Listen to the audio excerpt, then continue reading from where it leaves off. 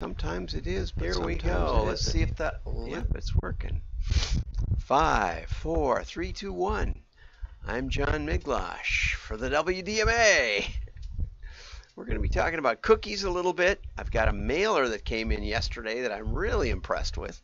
Almost. If you'd like me to look over your mailer, buckle up. But it might dramatically increase the response rate. You never know. So, always something to think about. Anyway, let's get over to Tom Fishburne today. And they start with the third-party Cookiepocalypse. The end of third-party cookies is nigh. And, of course, that's been delayed several times. Tom, I would have said the end of the party. Third party is nigh. But anyway, yours is clearer. Mine I'm just trying to be funny. Trying to get humor into advertising, right? That's what we try and do. So, he says that 10 years ago, he had a cartoon of people looking through the window saying, "Don't worry, it's only marketers collecting our personal data so they can create more relevant advertising for us." Yeah. Spying on everything you do, right? Right? And anyway, so that was one of his most popular cartoons of all time, he says.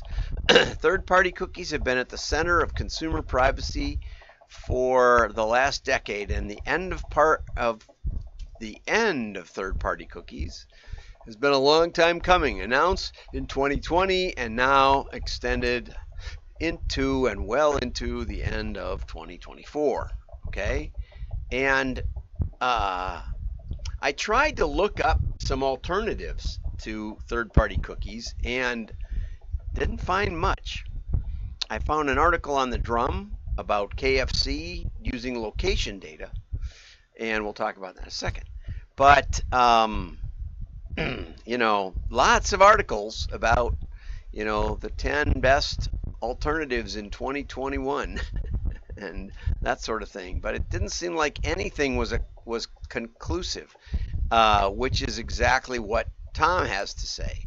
In the last few weeks, Google has taken a few major steps in the direction, rolling out their APIs for Privacy Sandbox, which I've heard has some major flaws, but we're not going to talk about that.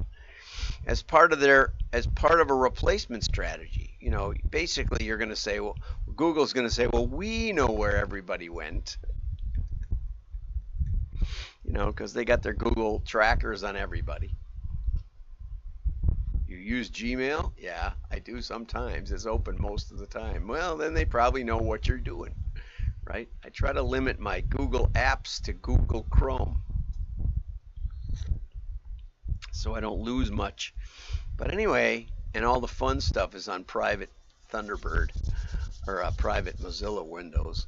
Anyway, and by fun stuff I mean going to Amazon so I don't get tracked over and over there. Okay, Google plans to turn off third-party cookies by early 24 for 1% of users. Not that the users would know or care, right? The users wouldn't know. And then fully sunlight them in third quarter of 2024. The transition has been dubbed Cookiepocalypse because the stakes are high and the path forward is still unclear. Right, that's the problem. Third-party cookies have been a key plank in the $700 billion digital ad business, And I mean, the main plank is we'll put your ad right in front of them when they're making the decision, which is a lie. Because in order to do that, you'd have to know what decision they're making. And I don't know what decision I'm making. And that is the truth. And neither do you, right? If you took your list of items into Walmart that you're supposed to pick up, and you showed us your list and we wrote it all down, and when you come out, we check your cart, not for me, there isn't a chance, 1 in 100 that I'd get that I have the same items, no more, no less. First, I wouldn't be able to find half the items that my wife asked me to get. And I couldn't find anybody to ask either, probably. Or if I did, they'd say, I don't know where that is either. It happens to me all the time. But let's say that we did get in the vicinity, they might be out of stock. They maybe change brands. There's all kinds of variations that could happen. They don't have that flavor of whatever it is. But then, of course, there's always oh, I really needed those light bulbs, or I really needed that new screwdriver, or whatever it is. There's always something. Impulse items do make up about 80% of my decisions. And so the chances of coming out again, the chances of you predicting you, knowing all you know about you, are nil. Okay? Nil. So most of what advertising does is trigger a decision you weren't intending to make. That's the whole point. Cultivating, finding a need and filling it well, or cultivating a need that we didn't know it existed. I used deodorant this morning. There's probably an urban legend that says two guys were asking, what could we invent that nobody really needs? And they came up with the idea, underarm deodorant. Now, I'm not saying it's not a need anymore. Now it is. See how that works? Toothpaste. Took decades and decades for people to be convinced toothpaste. How about vitamin supplements? Decades and decades and decades. It's really, people, we laugh at the Gen Alpha marketers, but it really takes Gen Alpha to change significantly the buying patterns. Probably it's probably about 40 years that it takes for a new batch of buyers to come through. So anyway, there's no silver bullet solution to alternatives to third-party cookies, and Google has proven untrustworthy in terms of their own claims about their own ads and who sees them and who doesn't. So we can't just completely trust that. 75% of marketers still rely heavily on third-party cookies. 45% of marketers spend at least half their budgets on campaigns based on third-party cookies. 64% plan to increase spending on cookie-based activations this year. Okay. Relay 42 recently published a study of 72% of CMOs say this transition will be difficult. 61% say that it will ultimately be a good thing for business. Now, I was mentioning location data was there. Drum has a new article on location data. Now there's a whole dozen of articles on KFC switching over to location data, which makes some sense when you have retail locations, right? I talked with Red Lobster for a couple of years, and they said this was probably back around 2020, and they said they were all focused on alternatives to cookies. And so here's an alternative to cookies: direct mail. That's what I told them. I said, you can target right around your retail, your restaurants.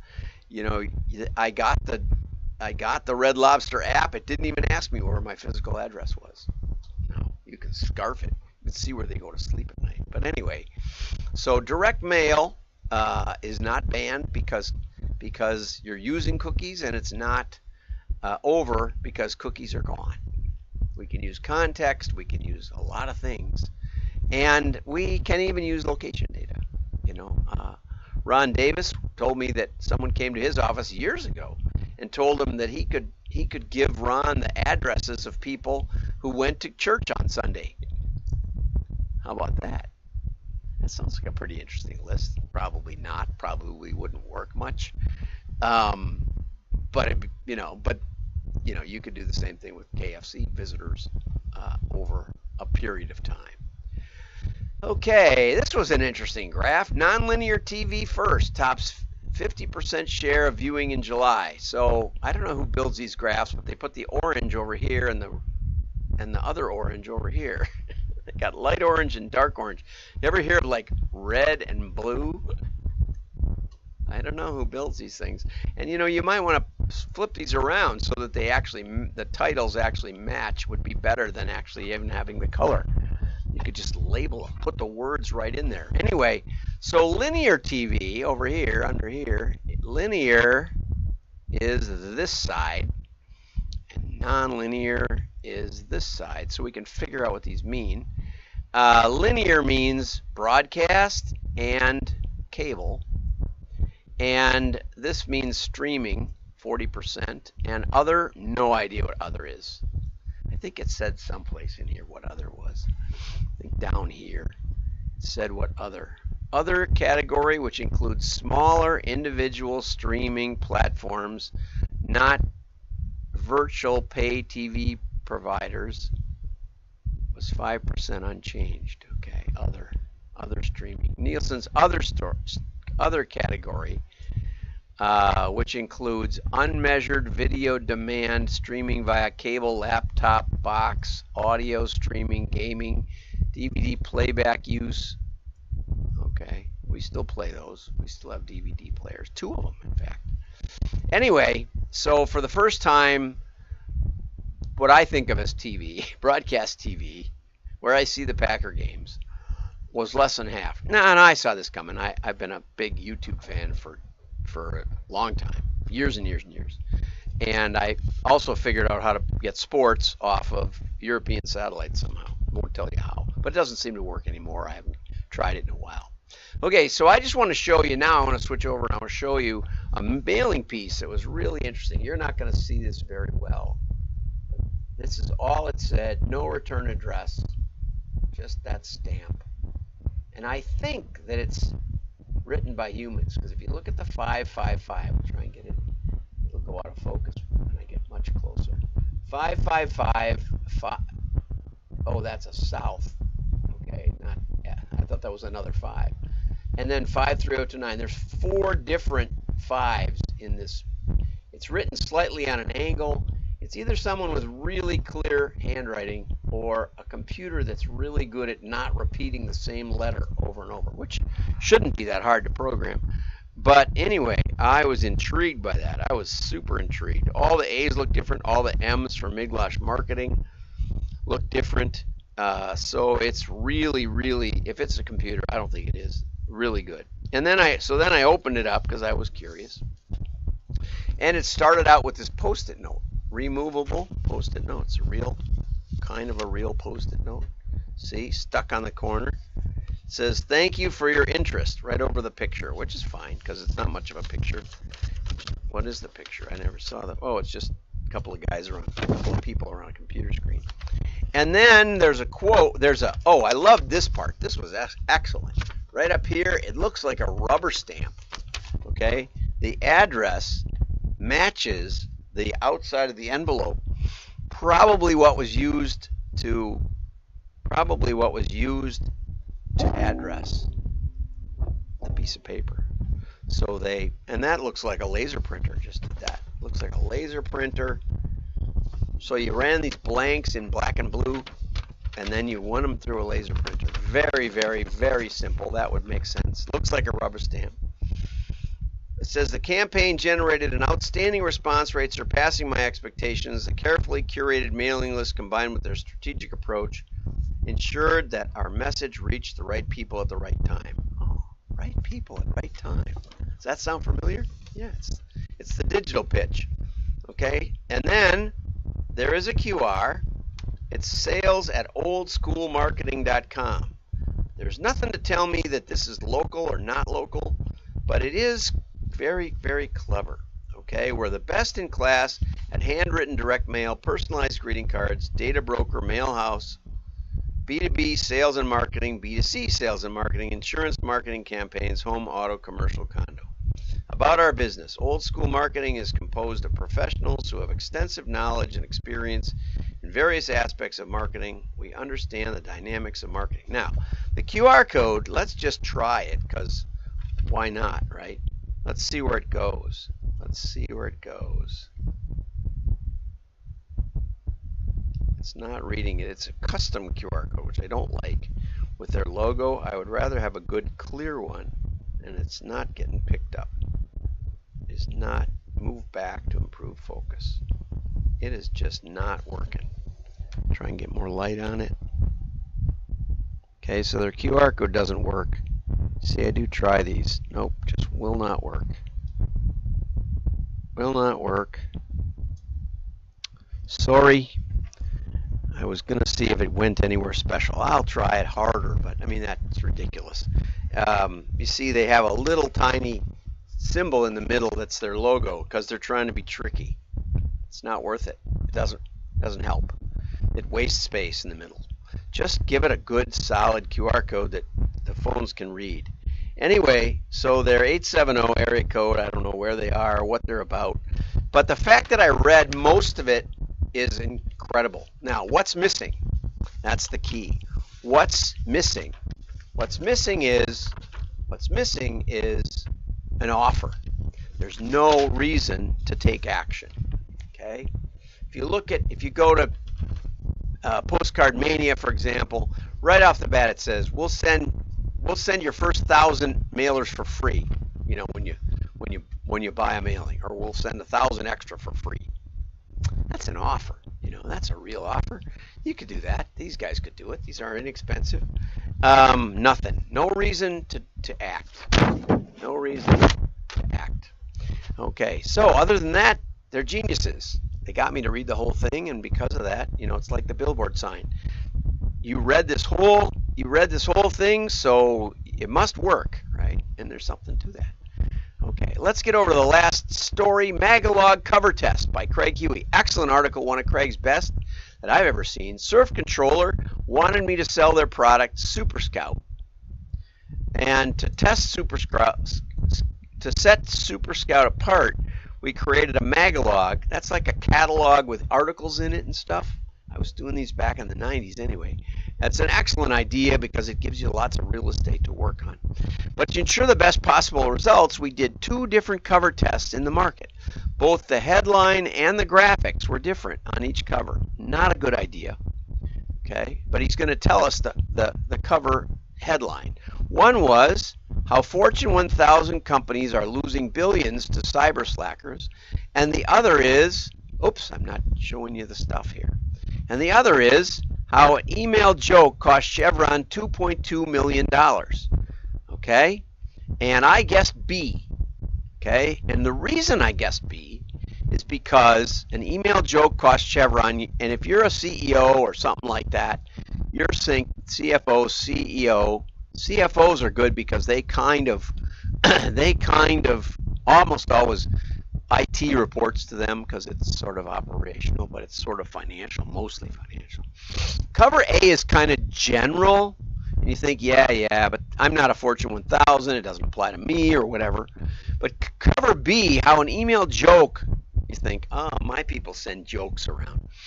Cost Chevron $2.2 million, a specific cost that I can imagine in my head. That's why I picked B. So I have a hypothesis.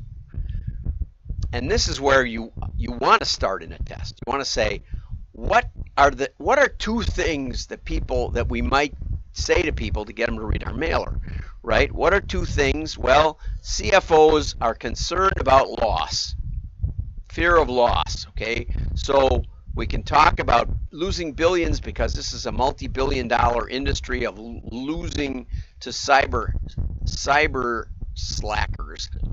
I think if it would have said hackers, I might have. Cyber slacker isn't a word I know, but it might be a word.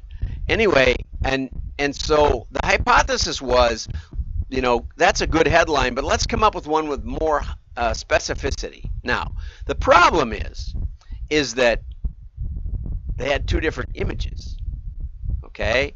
And cover B outperformed cover A by more than 24%. But I've seen 40% lift from just changing the picture on a cover on a 600,000 piece test, which is not trivial. But we had a hypothesis for the picture. Okay, we thought people weren't getting they weren't processing what we were actually selling, and so we changed it to where one cover subtly had this change. It's almost imperceptible. I should show it, but I'm not going to. Anyway, and so our hypothesis allowed us to take the projection to the future and go with it forever. So you kind of have that messed up unless you did a 4-way split. Okay, Harry and David changed their search and cart button.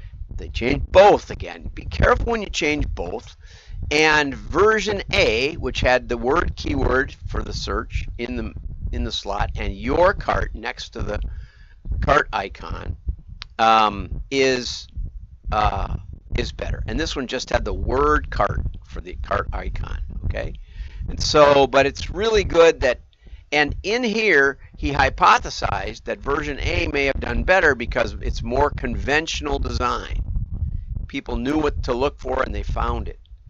And so always have a hypothesis to go with your observation to shape your test so that you can then predict or reconfirm and then have a theory of going forward. Have a great day. Like and share. Your friends will know you're smart.